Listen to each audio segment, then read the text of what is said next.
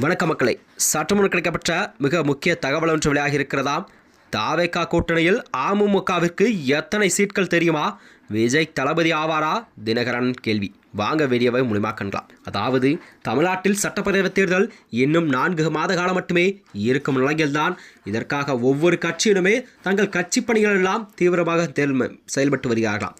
இந்த தேர்தல் என்பது கண்டிப்பாக அனைவரும் மத்தியிலும் ஒரு மிகப்பெரிய அளவில் எதிர்பார்ப்பை உருவாக்கியிருப்பது என்பதும் நடிகர் விஜயின் தமிழக வெற்றிக் கழகம் தமிழகத்தில் கண்டிப்பாக ஒரு மாற்றத்தை எல்லாம் இந்த தேர்தலில் மாற்றத்தை அமைக்கும் என்ற பட்சத்தில்தான் அதற்கான வேலைகளை தமிழக வெற்றிக் கழகம் செய்து கொண்டிருக்கிறதாம். அதாவது தனது 30 ஆண்டு கால திரை அனுபவம் மூலமாக தனக்கென ஒரு கோடிக்கணக்கான ரசிகர்கள் எல்லாம் உருவாக்கி கொண்ட விஜய் அவர்கள் தனது திரையுலக செல்வாக்கு மூலம் அரசியல் களத்தில் குதித்துள்ளாராம். திரையுலக செல்வாக்கு இருந்தாலும் ஒரு கோடிக்கணக்கான ரசிகர்கள் இருந்தாலும் அவர் கண்டிப்பாக தேர்தலில் வெற்றி பெற என்பது அது போதாது என்பதை தான் விஜய் உணர்த்தியுள்ளார். இதன் காரணமாகத்தான் அவர் கண்டிப்பாக கூட்டணி ஆட்சியில் பங்கு அதிகாரத்திலும் பங்கு என்ற அறிவிப்பை கூட்டணி அழைப்பை விடுத்திருக்கிறார். அவரது அறிவிப்பை திருமாவளவன் ஏற்றாத நிலையில்தான் அதிமுக பாஜக கூட்டணியிலிருந்து விலகிய தினகரன் தாவேகா பக்கம் வர தயாராகி வருகிறார்.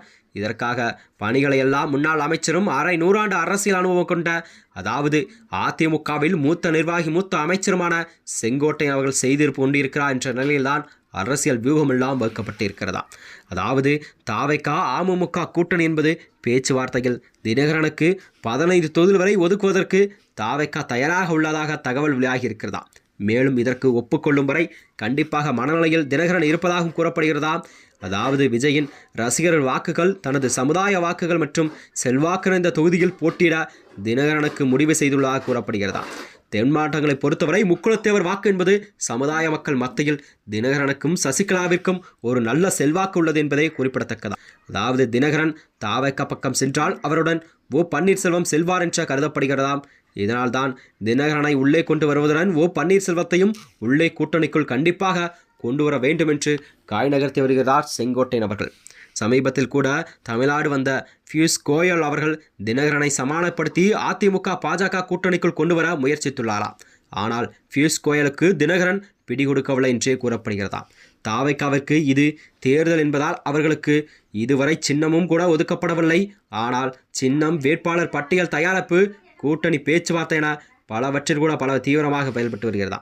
அந்த வகையில்தான் அதிமுக பாஜக கூட்டணிக்கு தினகரனை கொண்டு வர பாஜக தலைமை ஆர்வம் காட்டி வந்தாலும் அதில் எடப்பாடி பழனிசாமிக்கு ஒரு பெரிய அளவில் ஈடுபாடு இல்லை என்று கூறப்படுகிறதா. எடப்பாடி பழனிசாமி மீது தொடர்பான விமர்சனத்தை முன்வைக்க வரும் தினகரன், சசிகலா, ஓ பன்னீர்செல்வம் அவர்களை உள்ளே கொண்டு வந்தால் கண்டிப்பாக அதிமுகவிற்கு ஒரு மிகப்பெரிய பின்னடைவை ஏற்படுத்தும் நிலையில்தான் அதற்கான வேலைகளை செங்கோட்டையன் அவர்கள் செய்து கொண்டிருக்கிறார். வருகின்ற 2026 சட்டமன்ற தேர்தல் கண்டிப்பாக ஓபிஎஸ், டிடிவி தினகரன், சசிகலா ஆகியோரை தாவேகா பக்கம் இழைப்பது என்பது அவர்களின் வேலைகளை செங்கோட்டையனும் விஜயம் செய்து கொண்டிருக்கிற நிலையில்தான் அவர்களின் அடுத்த கட்ட நகர்வு என்ன என்பதே மக்களிடம் ஒரு கேள்விக்குறியாக இருந்து வருகிறது. மேலும் இது போன்ற வீடியோக்களை தெரிந்து கொள்ள நமது சேனலை மறக்காமல் சப்ஸ்கிரைப் செய்து கொள்ளும். நன்றி, வணக்கம்.